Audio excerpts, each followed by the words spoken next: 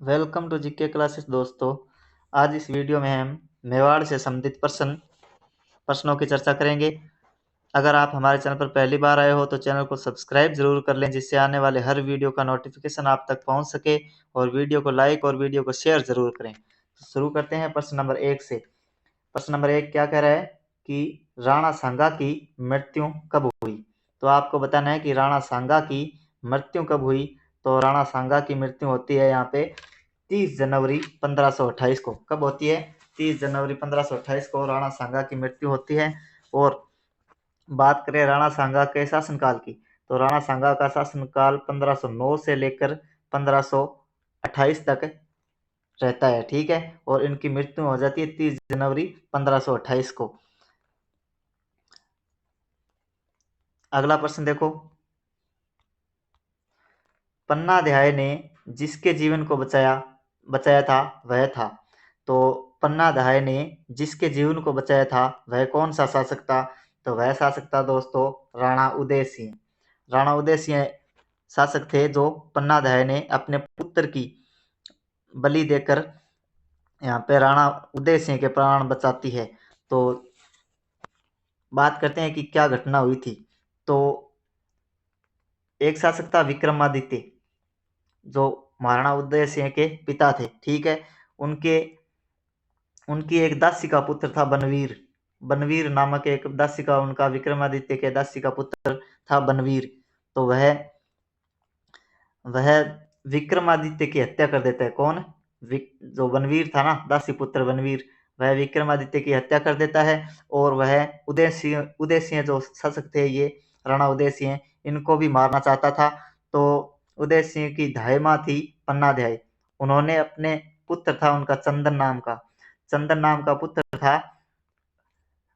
उदय सिंह के जगह उन्होंने चंदन को यहाँ पे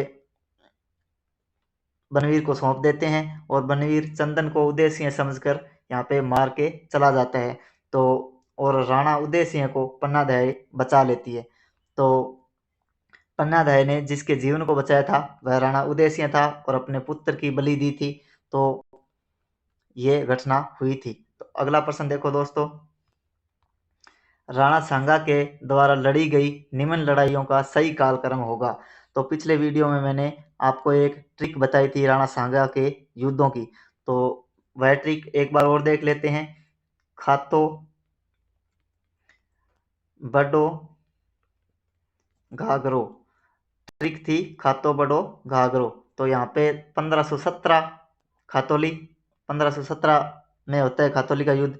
और बड़ो का अर्थ है जो ये बांडी, बड़ों का युद्ध है बांडी धौलपुर में युद्ध होता है 1518 को। कब? 1518 को। पिछले वीडियो में शायद मैंने आपको बयाना का युद्ध बता दिया था, तो वह गलत है। ये बड़ों का अर्थ है बांडी धौलपुर में 1518 में युद्ध हुआ था। किन किन के मध्य? तो महाराणा सांगा और इब्राहिम लोधी के मध्य। और बात करें गागरोन के युद्ध, गागरोन का युद्ध हुआ था दोस्तों 1519 को। 1519 को होता है। और किन किन के मध्य होता है? तो राणा सांगा और महमूद खिलजी द्वितीय नामक एक शासक था, इनके मध्य होता है। तो इसमें अपना ऑप्शन में से जमाते हैं कि कौन सा ऑप्शन किसके अनुसार आएगा। तो देखते हैं, बयाना की लड़ाई ये 1527 में होती है दोस्तों। ठीक है, और खातोली की लड़ाई ये 1517 में होती है दोस्तों। ठीक है, गागरोन की लड़ाई ये 1519 में होती है दोस्तों। और खानवा की ये 1527 में होती है। तो यहाँ पे सबसे पहले बी आएगा, यानी खातोली की युद्ध 1517। उसके बाद आएगा सी, गागरोन का युद्ध 1519।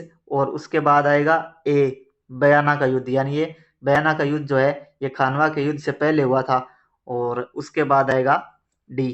तो बी सी ए डी इसका सही आंसर हो जाएगा।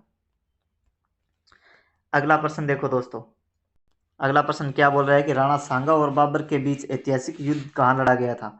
तो राणा सांगा और बाबर के बीच ऐतिहासिक युद्ध लड़ा गया था दोस्तों खानवा में। कहाँ लड़ा गया था? खानवा में बाबर और राणा सांगा के मध्य ऐतिहासिक युद्ध लड़ा गया था, जिसमें बाबर विजयी रहता है और राणा सांगा हार जाते हैं। अगला प्रश्न देखो दोस्तों, अगला प्रश्न आपको बताना है कि 1572 में मेवाड़ का शासक कौन था। तो 1572 में मेवाड़ का शासक कौन था, तो ये मेवाड़ के शासक थे राणा उदय सिंह। वही राणा उदय सिंह जिसको पन्ना दयाल ने अपने पुत्र चंदन की बलिदान दे करके बचाया था। तो वही राणा उदय सिंह जो थे 1572 में मेवाड़ के शासक थे। बात करते हैं दोस्तों महाराणा उदय सिंह के शासनकाल की। तो महाराणा उदय सिंह के शासनकाल रहता है अपने 1537 से लेकर 1572 तक। उसके बाद महाराणा प्रताप आ जाते हैं, इनके राणा उदय सिंह के पुत्र। लेकिन ये उदय सिंह का शासनकाल है 1537 से लेकर 1572 तक। बात करें इनके काल में क्या क्या हुआ था, तो एक मावली का युद्ध हुआ था। मावली का युद्ध हुआ था 1540 में, जिसमें राणा उदय सिंह ने बनवीर की हत्या कर दी थी, यानी बनवीर का वध कर दिया था। बनवीर का वध करके अपना पैतृक राज्य वापिस से संभाला था। ठीक है। और अफगान, एक प्रश्न बनता है अपने, अफगानों की अधीनता स्वीकार करने वाला मेवाड़ का शासक। अफगानों की अधीनता स्वीकार करने वाला मेवाड़ का शासक कौन था, राणा उदय सिंह था। और इनके शासनकाल में जो है इन्होंने 1559 में उदयपुर शहर की स्थापना की थी। 1559 में उदयपुर शहर की स्थापना की थी। और चित्तौड़ का जो तीसरा शाखा होता है ना दोस्तों, चित्तौड़ का तीसरा शाखा भी इन्हीं के ही काल में हुआ था 1568 में, जहां पर अकबर यहाँ पे आक्रमण करता है दोस्तों। ठीक है। और बात करें इस मेवाड़ के तीसरे शाक्य की, तो यहाँ पे जयमल फत्ता, जयमल और फत्ता वीरगति को प्राप्त हो जाते हैं इस तीसरे शाक्य में, 1568 के तीसरे शाक्य में। और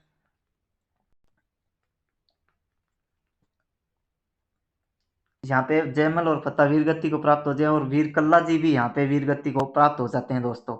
और आक्रमण किया किसने था, तो आक्रमण किया था अकबर ने।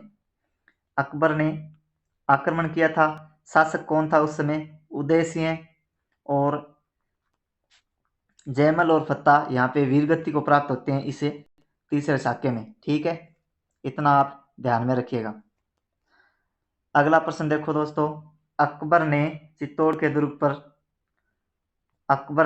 चित्तौड़ के दुर्ग पर अधिकार कब किया था। तो आपको बताना दोस्तों कि अकबर ने चित्तौड़ के दुर्ग पर अधिकार कब किया था, तो ऑप्शन सी इसका सही हो जाएगा 25 फरवरी 1568 को। 25 फरवरी 1568 को जो अकबर है ये चित्तौड़ के ऊपर अधिकार कर लेता है, और ये मेवाड़ का तीसरा शाखा कहलाता है। तो बात करते हैं इनके जो शासक थे कौन है, मेवाड़ के महाराणा उदय सिंह। तो महाराणा उदय सिंह का शासनकाल मैंने आपको बताया था 1537 से लेकर 1572 तक रहता है इनका शासनकाल। ठीक है। और यहाँ पे 12 अक्टूबर 1567 को चित्तौड़ पर आक्रमण होता है, किसके द्वारा, अकबर के द्वारा। ठीक है। और 25 फरवरी 1568 को चित्तौड़ पर अधिकार कर लेते हैं अकबर। ठीक है। और इस जो शाखा है ये, इसमें रानी फूल कंवर ने जौहर किया था। और ये रानी फूल कंवर किसकी पत्नी थी, तो ये जयमल फत्ता की पत्नी थी। किसकी, जयमल फत्ता की पत्नी थी। और यहाँ पे एक कल्ला राठौड़ होते हैं, जिनको लोक देवता की श्रेणी में रखा जाता है, कल्ला राठौड़, उनको वह भी वीरगति को प्राप्त हुए थे। और अबुल फजल की एक अकबरनामा है किताब, अकबरनामा किताब में इस शाखे का वर्णन मिलता है। ठीक है। तो ये आपको ध्यान में रखना है। और इसको मेवाड़ का तीसरा शाखा भी कहते हैं। तीसरा शाखा, मेवाड़ का तीसरा शाखा 1568 में हुआ था। 1568 में हुआ था दोस्तों। शासक कौन थे, महाराणा उदय सिंह। महाराणा उदय सिंह का शासनकाल क्या है, 1537 से लेकर 1572 तक। और जयमल पत्ता यहाँ पे वीरगति को प्राप्त होते हैं। और जौहर किसके नेतृत्व में होता है, तो रानी फूल कंवर के नेतृत्व में होता है। अगला प्रश्न देखो दोस्तों, अकबर के चित्तौड़ पर आक्रमण 1567-68 के समय वहां का शासक कौन था। प्रश्न को सही से समझिए कि अकबर के चित्तौड़गढ़ पर आक्रमण के समय वहां का शासक कौन था। तो मैं आपको बता चुका हूं, महाराणा उदय सिंह उस समय वहां के शासक थे। ठीक है। तो ये आपको ध्यान में रखना है। शासनकाल की बात करें महाराणा उदय सिंह की तो 1537 से लेकर 1572 तक इनका शासनकाल रहता है। और मावली का युद्ध होता है इनके शासनकाल में, इंपॉर्टेंट है मावली का युद्ध 1540 और अकबर का आक्रमण जो मेवाड़ का तीसरा शाखा कहलाता है 1567-68 में, तो ये भी यहाँ पे इंपॉर्टेंट हो जाता है। अगला प्रश्न देखो दोस्तों, मेवाड़ के महाराणा उदय सिंह को बचाकर अपने पुत्र की बलि देने वाली स्वामी भक्त धायमा कौन थी? तो मेवाड़ के महाराणा उदय सिंह को बचाकर अपने पुत्र की बलि देने वाली स्वामी भक्त धायमा कौन थी? तो ये थी पन्नाधाय। कौन थी? पन्नाधाय। इनका पुत्र का क्या नाम था? पुत्र था इनका चंदन। पुत्र था इनका चंदन। तो महाराणा उदय सिंह की प्राण बचाने के लिए इन्होंने अपने पुत्र चंदन का बलिदान दे दिया था। और वह हत्या करने वाला व्यक्ति कौन था चंदन की? तो वह था बनवीर। बनवीर था जो महाराणा उदय सिंह को भी मारना चाहता था और पन्नाधाय महाराणा उदय सिंह को बचाना चाहती थी। तो ये आपको इतना ध्यान में रखना है। अगला प्रश्न देखो दोस्तों, चित्तौड़ का तीसरा साका कब हुआ था? तो चित्तौड़ का तीसरा साका कब हुआ था मैं आपको बता चुका हूं। चित्तौड़ का तीसरा साका हुआ था दोस्तों, चित्तौड़ का तीसरा साका हुआ था 1568 में। 1567-68 में चित्तौड़ का तीसरा साका हुआ था। उस समय शासक कौन थे चित्तौड़ के? तो महाराणा उदय सिंह थे। कौन थे? महाराणा उदय सिंह उस समय शासक थे। और आक्रमण किया किसने था? तो अकबर ने किया था। और 25 अक्टूबर 1568 को अकबर यहाँ पे चित्तौड़गढ़ पर अधिकार कर लेता है। ठीक है, तो ये आपको इतना ध्यान में रखना है। और फूल कंवर के नेतृत्व में जौहर होता है और जयमल फत्ता यहाँ पे वीरगति को प्राप्त होते हैं और कल्लाजी राठौड़ भी वीरगति को प्राप्त होते हैं। अगला प्रश्न देखो दोस्तों, चित्तौड़ के द्वितीय शाखा में किस रानी ने जौहर किया था? तो चित्तौड़ के द्वितीय शाखा में किस रानी ने जौहर किया था? तो ये रानी थी कर्णावती। कौन है? रानी कर्मावती या कर्णावती, जो चित्तौड़ के दूसरे शाखे में जौहर करती है। ठीक है, तो बात करते हैं आज चित्तौड़ के तीनों शाखाओं की। तो चित्तौड़ का प्रथम शाखा कब हुआ था दोस्तों? तो चित्तौड़ का प्रथम शाखा हुआ था 1303 में। अलाउद्दीन खिलजी ने आक्रमण किया था। और शासक कौन थे? रावल रतन सिंह। और रानी जो जौहर करने वाली थी वह रानी थी पद्मिनी। ठीक है, और बात करते हैं अपन मेवाड़ के दूसरे शाखे की। तो मेवाड़ का दूसरा शाखा कब हुआ था? तो मेवाड़ का दूसरा शाखा हुआ था 1535 में। कब हुआ था?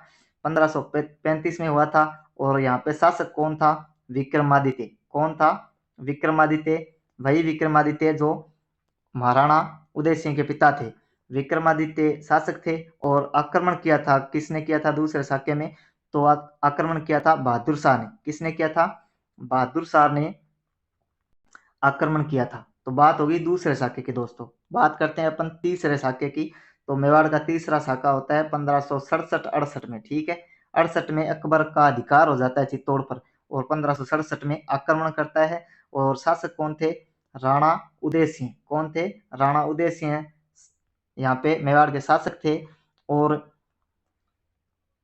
जयमल पत्ता यहाँ पे वीरगति को प्राप्त होते हैं। और रानी फूल कंवर जौहर करती है। और वीर कल्लाजी राठौड़ भी यहाँ पे वीरगति को प्राप्त हो जाते हैं। ठीक है, तो ये इतना आपको पता होना चाहिए।